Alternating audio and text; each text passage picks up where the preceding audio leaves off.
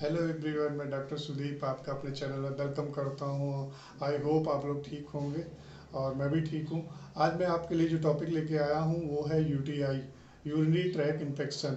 बहुत कॉमन है हमारे जो इंडियन पॉपुलेशन में, और ज़्यादातर बहुत लोगों को होता है। तो इसको पूरा ध्यान से देखिएगा। पूरा मैं इसका डायग्नोसिस, पूरा सिम्टम्स और कॉजेज, ट्रीटमेंट सारा बताने वाला हूँ। पूरा ध्यान से सुनिएगा और पूरा स्किप मत करिएगा वीडियो।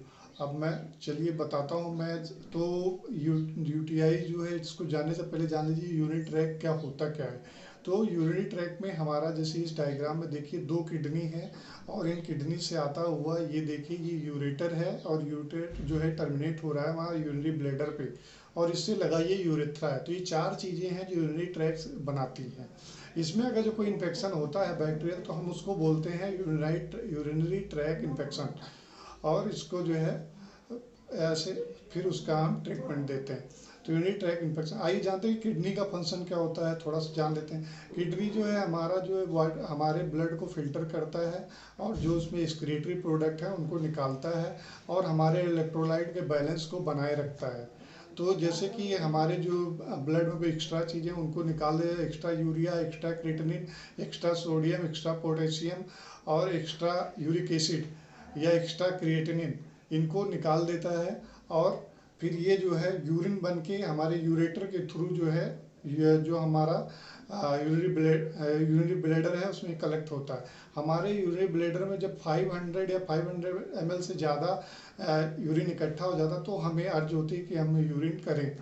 तो ऐसे हमारा ये सिस्टम काम करता है। आइए अब देखते हैं कि इसका जो है काजेज क्या होती हैं। तो काज में मैं बता दूं, ये जो है सबसे ज़्यादा कॉमन है फीमेल में।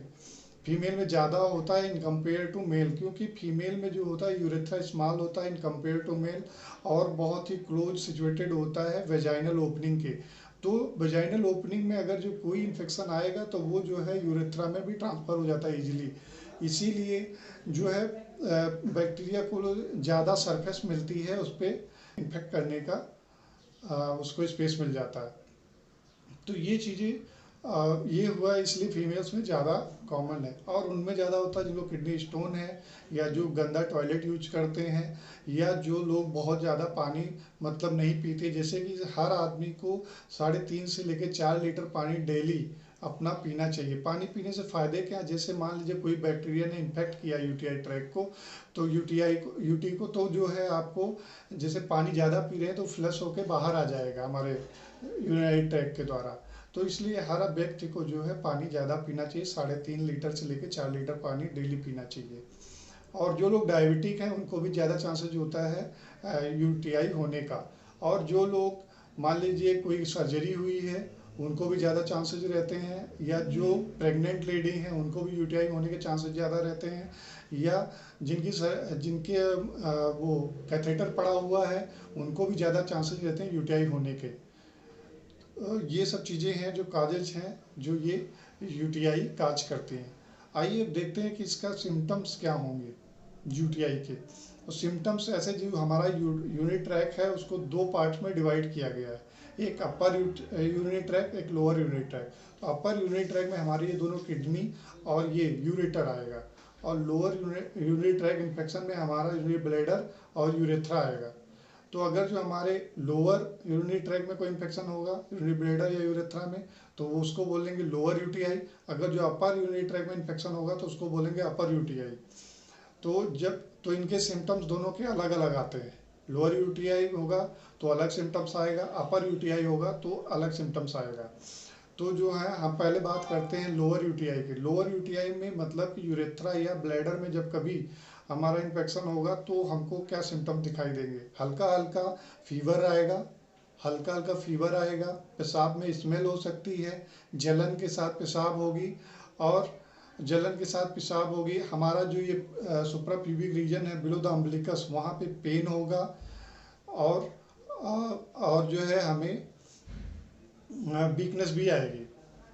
और जब हमें अपर यूरिनरी ट्रैक में इन्फेक्शन होगा तो अलग सिम्टम्स आएगा। अपर यूरिनरी ट्रैक मतलब यूरेटर और किडनी में, तो हमको नाजिया होगी, वोमिटिंग होगी, और हमारा टेम्परेचर 101 मतलब 101 फ़ारेनहाइट तक या उससे ऊपर जाएगा और ठंड के साथ आएगा फीवर। और हमारा जो फ्लैंक रीजन है जहाँ पे हमारी किडनी सिचुएटेड होती है वहाँ पे हमको पेन होगा। ये सिम्टम्स होंगे हमारे अपर यूटीआई के। तो ऐसे हम दोनों को डिफरेंशिएट कर सकते हैं, दोनों अपर यूटीआई इन्फेक्शन है कि लोअर यूटीआई इन्फेक्शन है, इन चीज़ों को हम डिफरेंशिएट कर सकते हैं। आइए अब देखते हैं कि डायग्नोसिस कैसे करते हैं। तो डायग्नोसिस ऐसे करेंगे, जो हमारा जो यूरिन का सैंपल लेंगे मॉर्निंग का सैंपल लेंगे और उसको जो है लैब को टेस्ट के लिए भेज देंगे। तो वहाँ पे दो इन्वेस्टिगेशन करवाते हैं, एक यूरिन आरएम पहली इन्वेस्टिगेशन होगी। तो उससे क्या होगा, इन्फेक्शन है कि नहीं है वो कंफर्म हो जाता है। जैसे रिपोर्ट में पस सेल्स आएंगी या बैक्टीरिया आ जाएगा तो ये कंफर्म हो जाएगा। और दूसरा, जब ये कंफर्म हो जाता है कि इसको इन्फेक्शन है तो हम उसमें करवाते हैं यूरिन कल्चर करवाने का ये होता है कि हमको पता चल जाता है कौन से बैक्टीरिया का इन्फेक्शन है और ये बैक्टीरिया जो है इस पर कौन सी एंटीबायोटिक काज करेगी, ये चीज़ें हमको पता चल जाती है। तो ये रिपोर्ट करवाते हैं, एक सीबीसी भी करवाते हैं जिससे कोई इन्फेक्शन पता चल जाए। और भी जांचें करवाते हैं, लेकिन अपने लिए जो है घर पे भी इतनी जांचें जानते हैं तो आपको ईजिली आप डायग्नोस कर लेंगे और ट्रीटमेंट कर लेंगे। आइए अब देखते हैं कि इसका ट्रीटमेंट क्या होता है। तो इसका ट्रीटमेंट करने के लिए आपको फ्लोरोक्विनोलोन ग्रुप की एंटीबायोटिक यूज करते हैं, जैसे नॉरफ्लॉक्सासिन हो गया, सिप्रोफ्लॉक्सासिन हो गया, लिवोफ्लॉक्सासिन। तो जो ये नॉरफ्लॉक्सासिन है और सिप्रोफ्लॉक्सासिन है, ये 500 mg हम सुबह और शाम मतलब बीडी देते हैं 7 दिन तक के लिए। और जो लिवोफ्लॉक्सासिन है ये केवल एक बार देंगे दिन में 7 दिन के लिए। तो इनको जो चलाएंगे तो हमारा यूटीआई ख़त्म हो जाएगा। और इनके कुछ साइड इफ़ेक्ट भी हैं, जैसे कि जो फ्लोरोक्विनोलोन ग्रुप का हम चलाते हैं तो उसमें नॉजिया, वॉमिटिंग और फोटो सेंसिटिविटी जो है वो ज़्यादा हो जाती है, मतलब जब धूप में जाएंगे तो ज़्यादा चुभेगी। ये उसके साइड इफ़ेक्ट हैं, ये जो हमारा फ्लोरोक्विनोलोन ग्रुप की ड्रग्स हैं। और जैसे कोई प्रेग्नेंट लेडी है तो उसमें आप फ्लोरोक्विनोलोन ग्रुप की ड्रग्स नहीं चलाएंगे। तो मैं बता रहा हूँ, सिफालेक्सिन 500 mg सुबह दोपहर शाम TDS चलाएंगे, जो हमारे जो प्रेग्नेंट लेडी है उनके लिए सिफालेक्सिन 500 mg सुबह दोपहर शाम देंगे। और अगर जो आपकी एज 6 से 12 साल के बीच में है तो आप एक सिफालेक्सिन सिरप लेंगे 250 mg का, और ये सुबह दोपहर शाम लेंगे 3 बार। और अगर जो आपकी एज 1 से 6 साल के बीच में है तो आप सिफालेक्सिन सिरप लेंगे और 125 mg सुबह दोपहर शाम 3 बार। और अगर जो 1 साल से कम की एज का कोई बच्चा है तो उसको जो है सिफालेक्सिन सिरप देंगे 15 से लेके 25 mg पर केजी बॉडी वेट के हिसाब से, जिससे जो है उसका यूटीआई ख़त्म हो जाएगा। ये हमारा हो गया ट्रीटमेंट।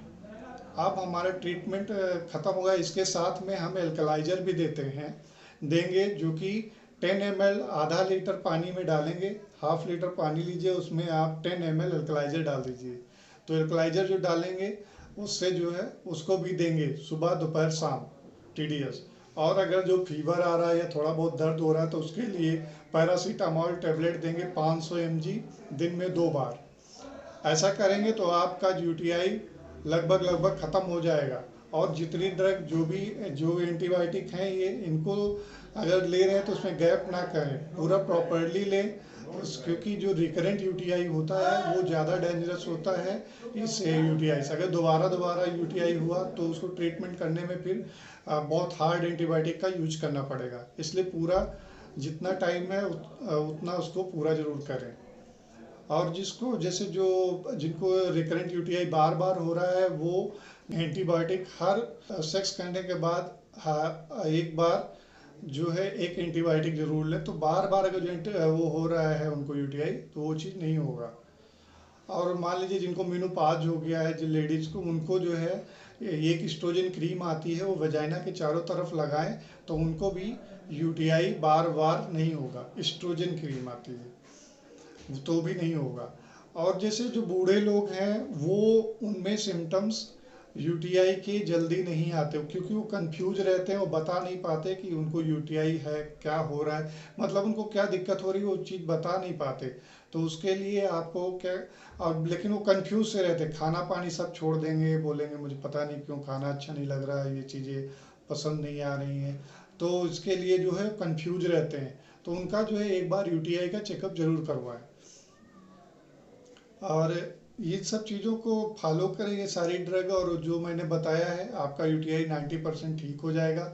अगर जो आप बहुत ज़्यादा बीमार रहते हैं, आपको कैंसर है, प्रेग्नेंट हैं, या आपकी एज बहुत ज़्यादा है, तो ये ट्रीटमेंट घर पे ना दें, उनको एडमिट करके ही ट्रीटमेंट दें। तो ये चीज़ें करें, यूटीआई ठीक हो जाएगा। आई होप मेरा वीडियो पसंद आया होगा। तो प्लीज़ आप इसको सब्सक्राइब करें, लाइक करें और ज़्यादा से ज़्यादा शेयर करें और बेल आइकॉन को भी प्रेस करें। मिलते हैं नेक्स्ट वीडियो में। Bye, take care.